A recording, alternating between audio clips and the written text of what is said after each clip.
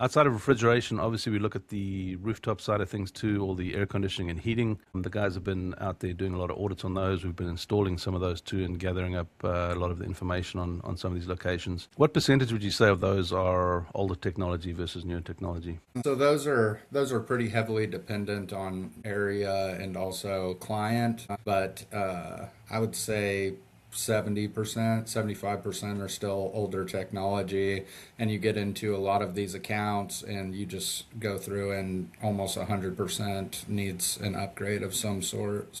And the equipment we're seeing in these clients is typically between that, I'd say, 3 to 15-year range in good enough shape to install these high efficiency motor packages that we have. In your opinion, we'll get another 10 years runtime out of those if we do a retro commission of that unit? Absolutely. And, it's a good opportunity to just kind of check in on your preventative maintenance crew and see how your equipment is being taken care of, because that is one thing we run into on both sides of refrigeration and HVAC is we can tell you if your life of your unit is being expanded by your preventative maintenance crews. So yeah, and that's a big important part of everything in the whole equation. The preventative maintenance seems to be lacking on a lot of locations we go to. Also providing the client with a nice inventory of their assets on the roof so they know what's up there, what's been touched, what hasn't been touched. And one thing I want to touch on a little bit too is I know there are companies out there that replace rooftop units. The retro commission option is a much quicker option. Obviously gives you another 10 years worth of life, and we can touch multiple aspects of the rooftop unit.